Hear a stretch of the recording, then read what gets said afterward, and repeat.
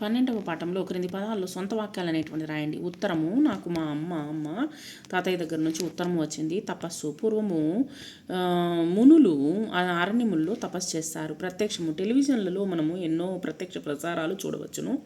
పర్వతము, పర్వత ప్రాంతాల్లో ఎక్కువగా వేడి మరియు ఎక్కువ చల్లదనం అనేటువంటిది ఉంటుంది. అరణ్యము, అరణ్యాలను కాపాడుకుందాము. ఆక్రమించు, పూర్వపు రాజులు ఇతర రాజ్యాలను దండెత్తి ఆక్రమించుకునేవారు. మరణము, ప్రతి ఒక్క జీవి జన్మించడం ఎలాగనో మరణము అలాగనే. యుద్ధము, రామరావణ యుద్ధములో శ్రీరాముడు గెలిచాడు. పోస్ట్ ఆఫీసులో ఏమేమి దొరుకుతాయి క్రింద రాయండి. కార్డులు, ఎన్వలప్ కవర్లు, స్టాంపులు, తర్వాత మనీ ఆర్డర్లు, ఇంగ్లాండ్ లెటర్లు, పార్సల్ సర్వీసు, ఇవన్నీ మనము పోస్ట్ ఆఫీసుల్లో, ఇంకా పోస్ట్ ఆఫీస్ పొదుపు సౌకర్యాలు కూడా మనము పోస్ట్ ఆఫీసులో మనకు ఎక్కువగా దొరుకుతుంది. తర్వాత క్రింది పట్టికల్లో స్వాతంత్ర సమరయోధుల పేర్లు దాగి ఉన్నాయి. వాటిని కనుగొని క్రింద రాయండి. ఇక్కడ ఇచ్చినటువంటి వాటిల్లో మనం వచ్చేసి స్వాతంత్ర సమరయోధుల యొక్క ఇది రాయండి. ఆ యొక్క పజిల్లో వచ్చేసి ఝాన్సీ లక్ష్మీబాయి, రవీంద్రనాథ్ ఠాగూరు, తర్వాత వచ్చేసి లాలా లజపతి రాయ్, గోవింద సింగ్ నెహ్రూ, బాబు రాజేంద్ర ప్రసాద్, మహాత్మా గాంధీ, ఇందిరాగాంధీ, పింగళి వెంకయ్య గారు అనేటువంటి జాతీయ జెండా అనేటువంటి పాఠంలోనిది ఈ యొక్క పజిలు. తర్వాత వచ్చేసి అల్లూరి సీతారామరాజు, దాదాబాయి నౌరోజీ, బాలగంగాధర్ తిలక్, తర్వాత వచ్చేసి సర్దార్ వల్లభాయ్ పటేల్, ప్రకాశం, తర్వాత వచ్చేసి భగత్ సింగ్, వీళ్ళందరూ ఉన్నారు. తర్వాత నార్ల చిరంజీవి గారు రచించినటువంటి తెలుగు పూలు అనేటువంటి పాఠంలోనిది ఈ క్రింది ఖాళీలను పూరించండి. మాతృభాష కంటే చక్కనైనటువంటి భాష జగతిన లేదు. శ్రద్ధ లేని ఎడల చదువు మరియు సాములు రావు. శ్రద్ధ కలిగి లేని చంద్రమండలం యాత్ర సులభ సాధ్యమే. కూడు లేని వారి గోడు వినరు. పాపములెల్లా చేసి వట్టి పూజలు చేయ ఫలితమేమి. ఈ క్రింది ప్రశ్నలకు ఒక్క వాక్యంలో సమాధానాలు రాయండి. మన భాష ఎలాంటిది? మన భాష తీయనైనది. శ్రద్ధ వల్ల కలిగేటువంటి లాభాలు ఏమిటి? శ్రద్ధ ఉంటే ఎలాంటి పనైనా సాధించగలుగుతాము.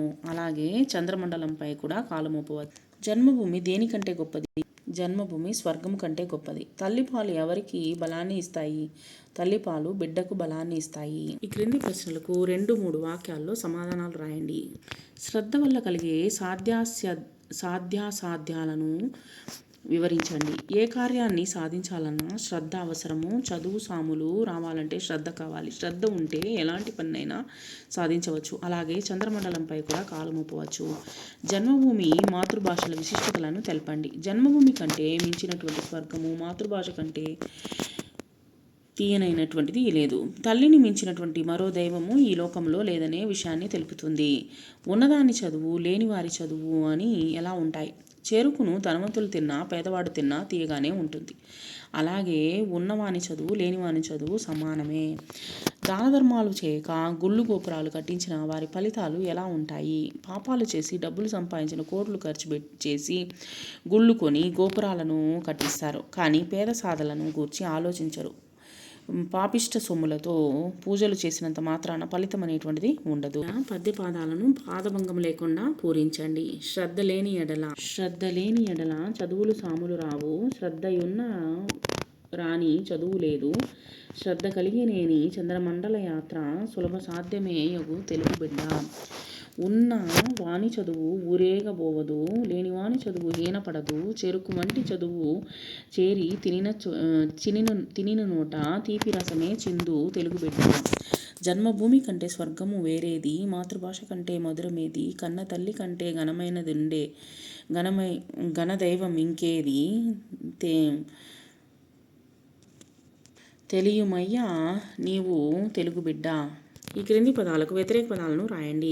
శ్రద్ధ, అశ్రద్ధ, సులభము, కష్టము, ఉన్నవాడు, లేనివాడు, తీపి, కారము, పాపము, పుణ్యము, బలము, బలహీనము. ఇక్కడ ఇచ్చినటువంటి పదాలను విడదీసి రాయండి. మధురమైన, మధురము ప్లస్ అయిన. చక్కనైన, చక్కని ప్లస్ అయిన. పాపమెల్ల, పాపము ప్లస్ ఎల్ల. శ్రద్ధయున్న, శ్రద్ధయు ప్లస్ ఉన్న. కలిగినేని, కలిగి ప్లస్ ఏని. ఊరేగబోవదు, ఊరేగా ప్లస్ పోవదు. కింది వాటికి నానార్థక పదాలను రాయండి. ఈ క్రింది వాటికి సమానార్థక పదాలను రాయండి. మధురము తీపి, శ్రద్ధ ఏకాగ్రత, ఉన్నవాడు ధనవంతుడు, లేనివాడు పేదవాడు, గోడు ఆవేదన. క్రింది పదాలను జంట పదాలుగా రాయండి. వీటికి జంట పదాలను రాయండి. చదువు సాములు, గుళ్ళు గోపురాలు, అన్నా వదిన, పాపపుణ్యాలు, వెలుగు నీడలు, తల్లిదండ్రులు, భార్యాభర్త, రేయి పగలు, కాల పరిమాణము.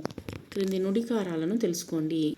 మొక్కై వంగనిది మానై వంగున, అడుసు తొక్క నేల కాళ్ళు కడగ నేల. మొక్కై వంగనిది మానై వంగున అంటే చిన్న వయసులోనే మనము అన్ని విషయాలు కొద్దిగా మనం మంచి విషయాలని తెలుసుకోవాలి.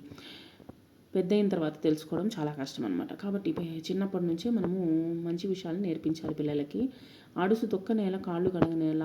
సో పేడ మీద కాలు వేయడం దేనికి, తర్వాత వచ్చేసి దాన్ని కాళ్ళు కడుక్కోవడం దేనికి. మారని కాగితానికి మాటలు ఎక్కువ.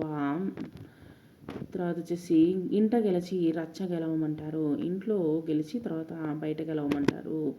దూరపు కొండలు నునుపు, దూరంగా ఉండేటువంటి కొండలను చూస్తూ ఉంటే మనకు నున్నగా కనిపిస్తూ ఉంటుంది.